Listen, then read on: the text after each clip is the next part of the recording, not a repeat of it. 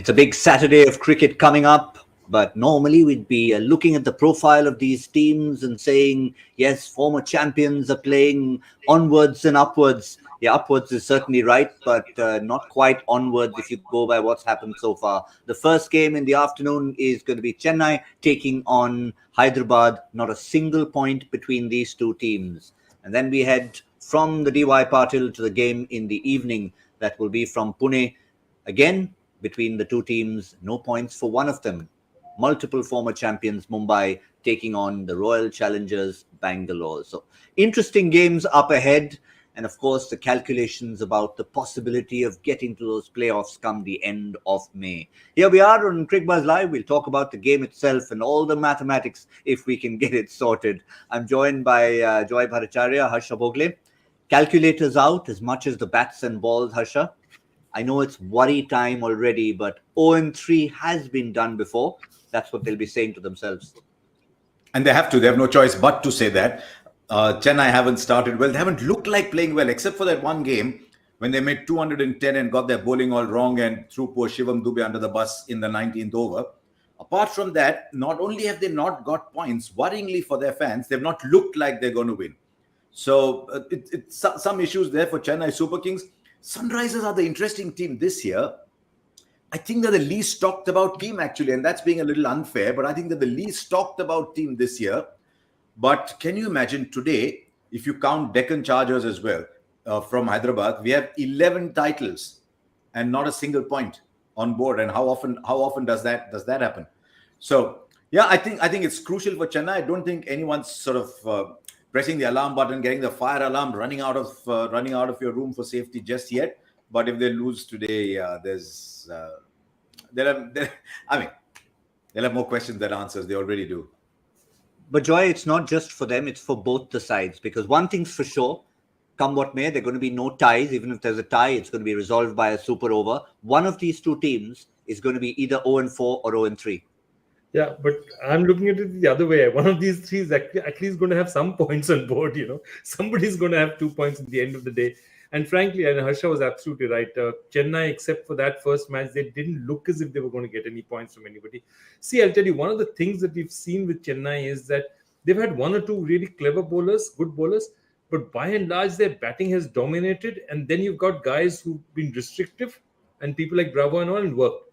But to do that, A, you need to score enough runs. And B is that you need to have one guy up front or somewhere who's making breakthroughs. They've always had that one guy, whether it's, Deepak Chahar for them more recently, or, that they don't have. They're not looking like they're taking wickets up front, and the batting is not doing enough as well. And therefore, that combination of those two factors is what's making them not look like the Chennai we normally see.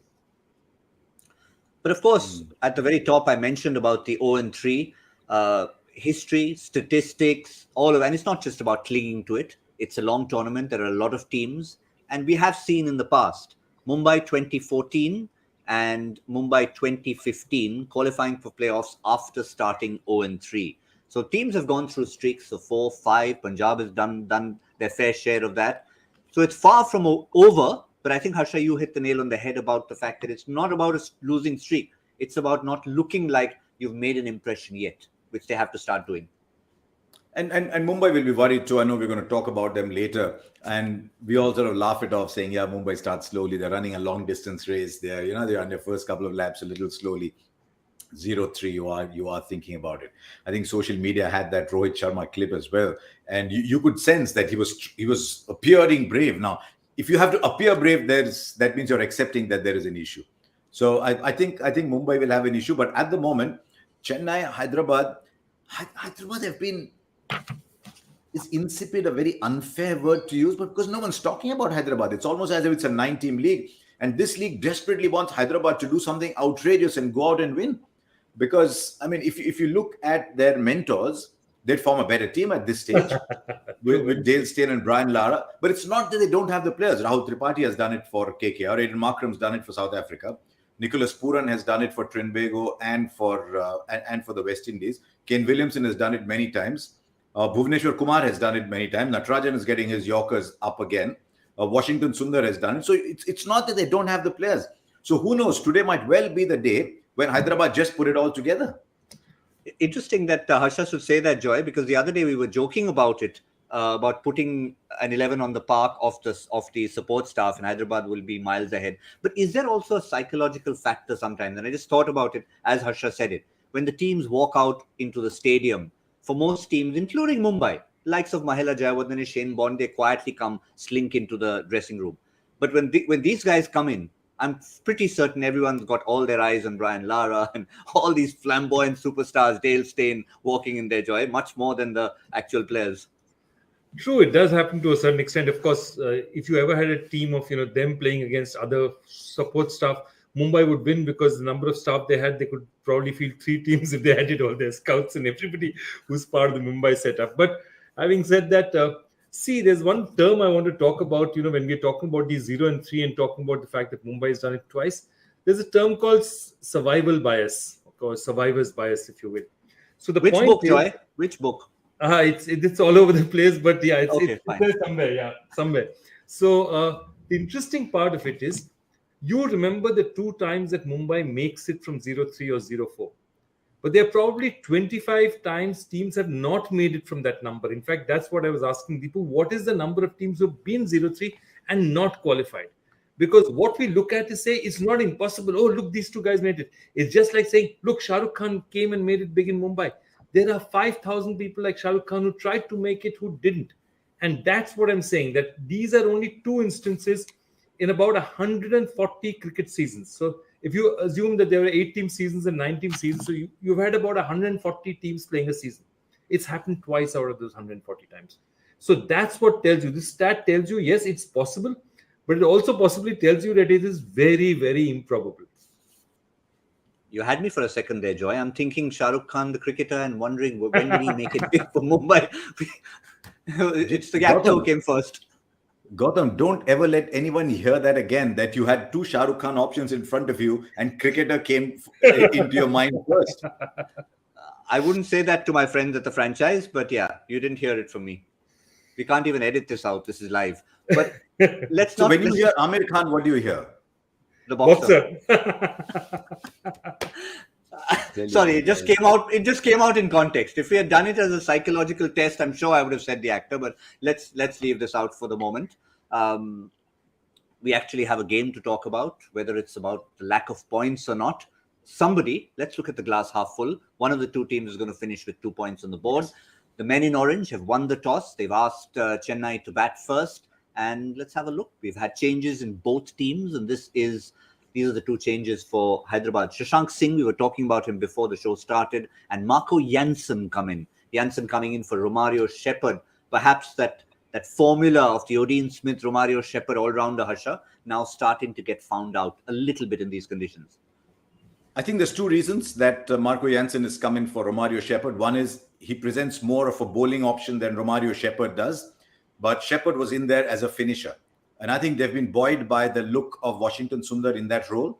So they think Washington Sundar plays that role. They don't need that side of Romario Shepherd as much. So therefore, they want more bowling. But even now, if you look at it, there's Bhuvi, there's Natarajan. Washington Sundar had a good game. Marco Jansen adds to the bowling.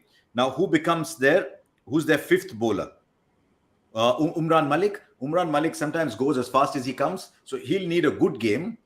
I'm just looking at that pitch report that Graham Swan did, where one ball just seemed to get off the turf. And he talked about the fact that there might be a little help for spinners. They only have 1. Do the Sunrisers. So that is, the fact that they are bowling first, maybe they would have wanted a little more spin, but they always want to play with the quicks. The plus for them is in the last game, Natarajan started to look good again. Washington had a very good game. There's lots of left-handers in the Chennai top order, so that's a very good matchup for Washington. He bowls well to them. Bhuvi is starting to look good, and Natarajan bowled well last time. So there's something there for Sunrisers. Yeah, well, let's not forget in the past, Joy, for all their standard formula of Indian fast bowlers, they always had a guy lurking in the shadows by the name of Rashid Khan. He's not there anymore, so they'll have to get used to life without Rashid on a pitch that maybe assists a bit of spin.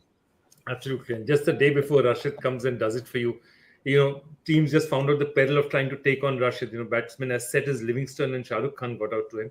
So no, absolutely. I mean, they've replaced so many giants. I mean, Warren and Rashid have been the cornerstones of that franchise. So look, it's not going to be easy for any team to replace two giants like that. And they are genuine IPL giants, those two.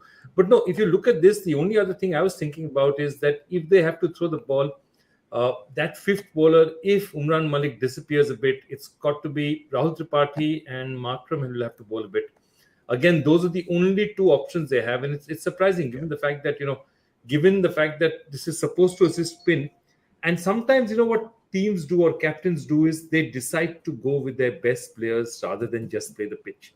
And I think at this point in time, he looked at his bowling, Ken Williamson, and said, "No, I'm going to go with my fast bowlers because I have really good fast bowlers, and I'm not going to pick a guy just because there's a more friendly pitch for them. Because if anyone has to do it for me, my better bowlers will do it for me." And I think he thinks that his strength is Bhuvi, Umran, and of course Natarajan as he's bowling today. If it does grip a little, he could go to Abhishek maybe. Yeah, Abhishek is there. Sharma, So three spinners. left arm spin. If it does grip a little bit, so we'll wait and see. Yeah, Chennai batting. Now they've had 130, 120, and a 210. So with Chennai, I'm just a little surprised as well, Gautam, by the fact that they've left out the person who was looking so good for them with the ball, which is Dwayne Pretorius. He was almost like go-to in a sense. Correct. I think they've looked at the surface and said, we don't know about the finger spinners. We need one of these wrist spinner types, but also someone who'll bowl up in the power play because they want Jordan and Bravo as much as possible to bowl at the back of the innings. So Theekshana is in really to bowl in the power play. And then if you say, okay, it really came down to Pretorius versus Jordan, I think. So they must have thought, right, Jordan will give us a little more of the depth. But Pretorius has been so good for them that it's a bit hard on him. Yeah, so obviously Chennai are looking to play the conditions much more than Hyderabad. But the other change we haven't talked about, which is Shashank Singh in for Abdul Samad, which is a big one. Talking about one of their retained players, Joy. How much do we know about Shashank Singh? What little I know is that really part of the Rizvi system, Rizvi school, which is a powerhouse school in Mumbai producing cricketers like Sarfraz Khan. There's a whole list of Rizvi cricketers from Wasim Jafar onwards. But couldn't make it in Mumbai system, but that's really common. He's gone and played in Chhattisgarh last year and he's done really well. So in the last Vijay Hazare tournament, I mean, he's really played well for Chhattisgarh. He's got runs out there. They say he's a hard hitter, of course, and he's been around this system. I think he was with Punjab for a while. So he's been roaming around this system. These, we talk about this, before the season, all these guys have tons of trial camps and sessions and all that. So he's done the rounds. He's made it to a franchise, just not made it on the cricket field. So I think he's, Rajasthan, I think was the closest. He got a chance. He was part of the squad, but he didn't make it to the team. But yeah, he's 30 years old. He's no fresh-faced newcomer, but, when you get your chance at 30 and, Praveen Tambe is a great example of what happens when you get your chance, and you waited for it a long time. Sometimes you can really make it count. So, yeah. Everybody's a big hitter these days. Everybody's a hard hitter these days. I think that's a basic qualification. It's like saying, are you 10 standard pass? Yes, sir. Are you a hard hitter? Yes, sir. If you're not a hard hitter, you got no chance. I mean, you got all these kids just coming out of the woodwork. I mean, that's a wrong parallel. Blooming everywhere. And they all hit the ball so hard. So I won't be surprised. Shashank Singh just comes in and says, that's my future now. For the last 2 years, I'm only practicing range hitting. What's that other object that comes red in color? I don't know. The spherical object is white now. So maybe we'll see that because he's come in place of someone I thought had a future, but who's plateaued. I don't enjoy saying that, but every time I went to the Jammu Kashmir Ranji Trophy team score, I'd look for Abdul Samad. And he sort of, some days he did, some days he didn't. When you're batting at 6, you don't get too many opportunities to go and make an impact. So by now, Samad should have been starting to look at 5. Sometimes you're good at something, it becomes a curse. That is something Shah Rukh Khan is going to discover. The Shah Rukh Khan that we know as a cricketer, not the other guy. Yeah. But thank you, that's what I fear about Abdul Samad, really. So they've got someone else who they think can do that job. Good on him. I hope he does well. When you're 30, you cling on to every chance that you get. Yeah, it's a tough position. That number 6 in a T20 scenario, especially when if you happen to be a retained player, it's not that if you're a top order player, of course you can fail, but you have every chance of making that big innings. Or if you're a bowler, you have every chance with your 4 overs to pick up a big haul. But you don't want to use that term, but someone who contributes a little bit bat and a little bit ball, it can always be a tougher ask to be able to hold on to your place, Joy. Yeah, it is a tougher ask. It's definitely a tougher ask, and it's a very difficult position to play, because the lower down the order you get, the more reactive you are. The higher up you're batting, the more active you are. It means you decide the flow and ebb of the game. You bat at 6 or 7, you're reacting to what your top order batters have done. If they failed you, you're trying to do a rescue job. If they've done very well out there, you're trying to finish. So you really don't know which button, at what gear you're going to bat today. And it's a really tough thing, which is why they say, you go to these coaches and, they used to always say finishers are so much more difficult to get than openers. It's easier to get top order batsmen. Getting finishers is very difficult. It requires a very, very different temperament and ability to read the game, which is much more, honed in that sense, because you have to react to what other people do. Gautam, you got Ruturaj in your team? Yeah, I was actually going to come to that, because we talked about Harsha 0-3 for Chennai, 0-3 for Mumbai, 0-2 for Hyderabad. Rituraj is also 0-3 in that sense. But the only thing... Yes, I do, because the good news is you've got to look at history, you've got to look at patterns. Rituraj, 2020, 21, 22, each time a failure in his first 3 innings, something about number 4, not the number 4 from the 2019 World Cup, but something about innings number 4 for Rituraj Gaikwad. It spurks him on? No, it's called sparks him on. Okay, here's something. There's this guy who's crossing the road blindfolded. And every 4th time he crosses the road blindfolded on a busy traffic, he doesn't get hit. So therefore, I will again go blindfolded across the road, assuming that I won't get hit. No, it's just. I mean, I don't know. It's obviously a pattern. Maybe it's a bit of luck.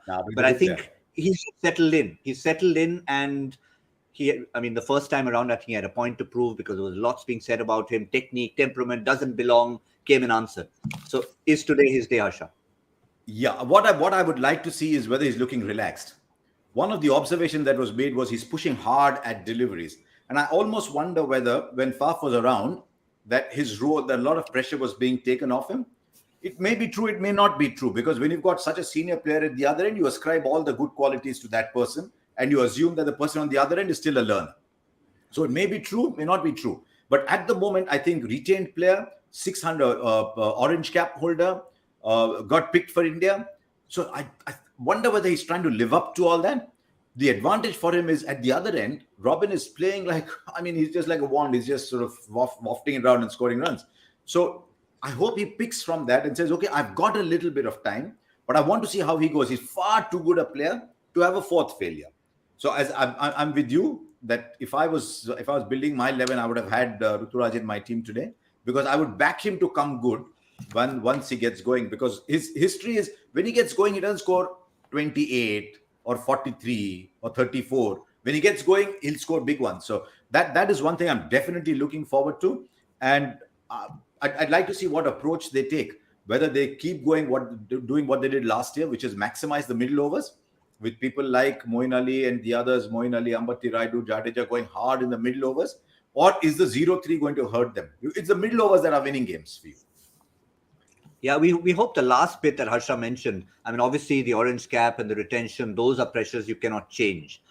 Faf du Plessis, not there, cannot change. But I think what should work in his favor is he's got someone like Faf du Plessis, in the sense that a nice guy at the other end who's also playing well in Robbie. Yeah, like Robin is an orange cap himself. He got 660 runs in 2014. And Robin is a tremendous cricketer. And Robin, it's very clear, you can always make out when Robin is happy or unhappy. Clearly, he's very happy. He's happy, he's content, he's enjoying his place. He's lost weight. Robin he knows this is his place, this is the franchise he wants to be with. With Robin, it's crystal clear. He's not one of the inscrutable people you meet. It's always there in his face. So he is there. If they can sort of get it together, that's a deadly combination. If you look at those 3 or 4 top order batsmen, that's a deadly combination out there. You add somebody like an Ambati Raidu to that, Moeen Ali, those 4 are devastating. And then you have people like, Jadeja and Shivam Dube. Dube has shown some form. So, this is a very, very good batting order that's just not got going. They've got going 1 match out of 3. I still worry about their bowling, because I still think their bowling is not going to scare. Nobody's going to have sleepless nights looking at their bowling. But look, Chennai have never won with bowling.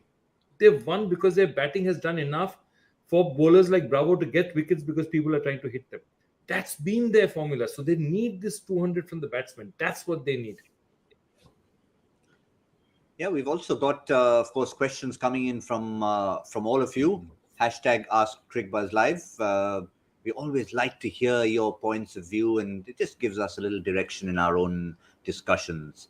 Let's see what Manish Peswani has to say about SRH's top order.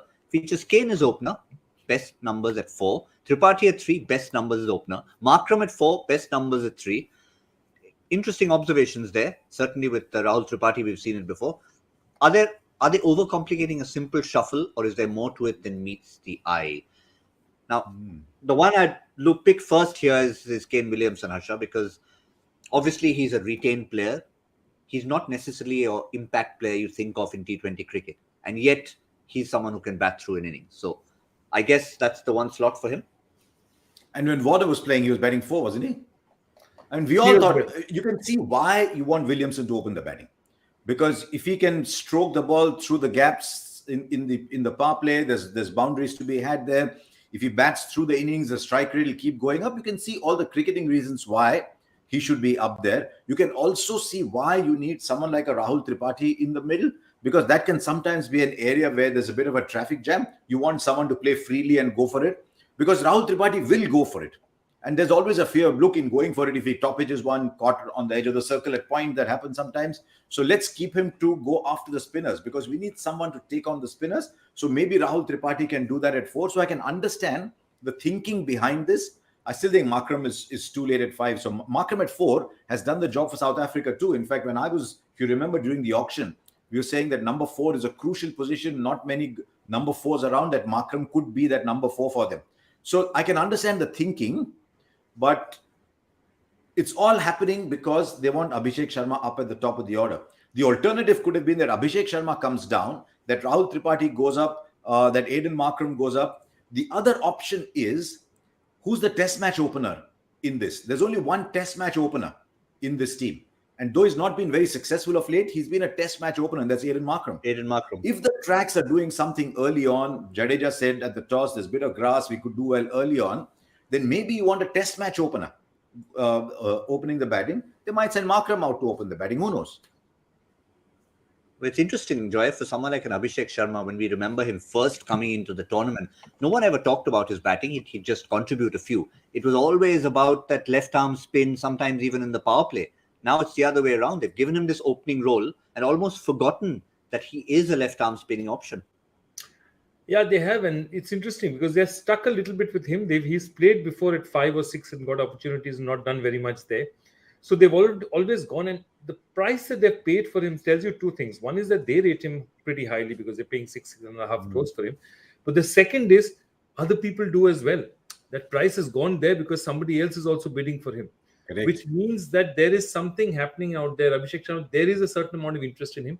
Somewhere he has not delivered in that promise. I mean, he's always been regarded as he and some are the promises that are waiting to happen.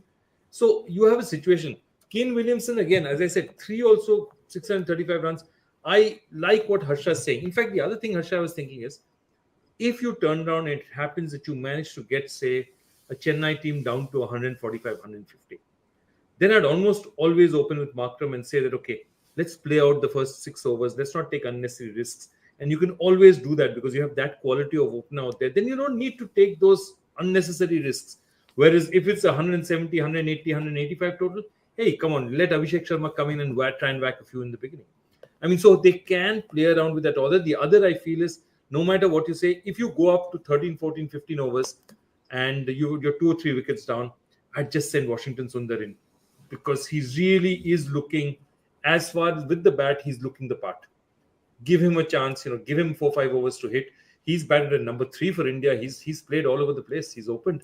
So he can do a lot for you out there. And I think you can use him, especially when targets are large and, you need to go fast. I think he'll be really useful to them. I think they're losing Abhishek Sharma because of the numbers in white ball cricket for Punjab. He goes up at the top of the order and he swings his bat around. So maybe they're hoping he'll replicate that. But this has to be his season. There's a couple of players from that similar age group. Riyan Parag, Abhishek Sharma, they've been talked about a lot more. Their promise has been talked about a lot more than their performances actually on the field. Now, at 5 and 6, it's difficult. If you're a 1 or 2 overs bowler and batting at 6, it's difficult, as we talked about with Abdul Samad. So unlike Parag, who's still stuck at 6 and who's in danger of losing his place to someone like a Nisham in that Rajasthan Royals lineup, Abhishek Sharma has been told, here's your opportunity. He's only had 2 games, so maybe he'll get 2 more at that number. But if he comes off left-hander top order, it'll be good for them. Yeah, I think this is the advantage Abhishek Sharma has that a Riyan Parag and an Abdul Samad don't have. And I think he should grab that opportunity, chuck in a few overs of left-arm spin, and he could be well up there. Just to finish off here, if Chennai are to be restricted, one man who could perhaps be responsible for that, and this is something that India will be looking at as much as his franchise, Harsha, is Bhuvneshwar Kumar. You always want to see what he's delivering up top because he is your spearhead of the national side in a sense as well. And he's bowling well. And I think if Natarajan is in form, it'll allow Bhuvneshwar to bowl a little more up front. Say, we've seen great spells from Shami. We've seen great spells from Umesh Yadav. That means at the top, something is happening. So if he can get a really good spell going, if they've got Natarajan at the back, they could consider giving a little more of Bhuvneshwar at the front. If Umran Malik goes well, or if Marco Jansen goes well, then they could actually bowl him 3 up front. If he's picked up a couple of wickets. So that is why the form of Natarajan is important. But Bhuvi is still the defining element of that bowling, especially so in the absence of Rashid Khan. I mean, look at Rashid Khan yesterday. He's not for real. 190 game. He's 3 for 22. 190 game. So yeah, Bhuvi, and I see where you're coming. He's got to deliver with the new ball though. But in that context, what the numbers we just saw, Joy, it was a 210 game, and you're still seeing Bhuvi's figures were more than respectable. 4 overs, 1 for 29. Well. Yeah, look, there are 2 things about Bhuvi. Bhuvi again works a lot with us, and one of the things is his fitness. He's not been, the back has troubled him. He's had a lot of injuries over the last couple of years. Fortunately, this year, for the last 6 months, he's been clear of injury. So you see the pace is up a bit as well. From last year, he's about 3, 4, 5 kilometers on average higher than he was last year. Secondly, when he does it well, he just gives you no room right up front. He swings the ball both ways, but he keeps it on the stump. So a lot of batsmen tries to swing any horizontal shots against him. You're likely to give him something. You try the vertical, you're a candidate for slip as well. So he is somebody who's the most potent attack, especially against somebody like Robin Uthappa. When Robin is playing well, both of them tend to play with a straight bat. Your best chance is an edge in the slips because he'll try to play you straight as much as possible. So, Bhuvi against Robin and Rituraj is really one of the defining moments of the match. Just one other matchup quickly. I know we don't have much time. Is the extra bounce that Marco Jansen will get, which has troubled Rituraj at times. But also, Joy was just being a fortune teller here. As he uttered the words, he will enjoy an edge through slips for Uthappa. Uthappa edges it to slips. Unfortunately, about 3 millimeters to the right of first slip's hand, and he gets a boundary for it instead of a catch. So he's on the button. In the context of that, just a yes/no question for now. For paucity of time, Harsha, is he in your 11 in Australia? Bhuvneshwar? Yeah, he's in my squad. I'd like to see how Deepak Chahar is going, but Bhuvneshwar is in my squad. Fair enough. That's a good start. We'll keep him in the squad for now. Joy, since we've all had this dichotomy today, I'm going to use this phrase, and I'm going to use it very cautiously, that Joy swings both ways when it comes to giving quiz questions. And what I mean by that is... We're getting very risky here. No, okay. I know. I'm sure Joy knows exactly where I'm coming from. The odd half volley that we've just picked it up in 5 seconds, and sometimes so tough that we are scratching our heads for the next 2 hours. Which way are you heading this way? Outswinger, in-swinger? No, this is a question in which I just enjoy the answer. It's not very difficult, but I just, in the sense that you can find it out. So Otto Nothling, okay, he's played only 1 test in his career, but he made his mark in the annals of test history because he's got something to his name that nobody else has. Okay, and it's an honor that will never again be replicated. He's got nothing to his name. Yeah, he's got nothing to his name. Well done. Okay. He was a rugby player, but that's not important. What singular honor does Otto Nothling have, which nobody else can ever have? And what singular honor has he had? I hope this can be figured out without Google, because otherwise it just ruins it. We love questions like this. We love being able to figure things out. It's a really fun answer. I'd love the fun answer. We will wait for it. Of course, we will wait to get the final answer once we finished our big double header. It's going to be Mumbai, Bangalore later in the evening from Pune. We're now focusing on Chennai and Hyderabad. Hyderabad have put Chennai into bat. Harsha, 0-3, hopefully sorted out for Rituraj. Robin batting beautifully. Lots of batting to come. We didn't even talk about Bravo and Dhoni. 200. I'm going 200, going once, 190, 195. I'm doing like 164. 164, that's all. Go ahead, make a bad auctioneer. All right, Joy. I'm not going to go much above that. I'm going to go 173. I think this SRH attack has some bite to it. I'm going higher. Afternoon game, they're going to have a party in yellow over there. Whether or not it's chased down, I'm definitely going 190 today. 190 today for the men in yellow. There's no bias. You can't accuse me of any bias. Not that I ever am. But let's see if they can get there. I'm sure 190 would make for a cracking run chase. But yes, they do have some bite in their attack. The question is, do they make it count? Marco Jansen in to bowl for them. And it should be a fascinating first 10 overs. Because at the end of 10 overs, we'll assess it on Cricbuzz Combox. But for now, from Joy, Harsha and myself, that's all we have on this build-up show on Super Saturday on Cricbuzz Live.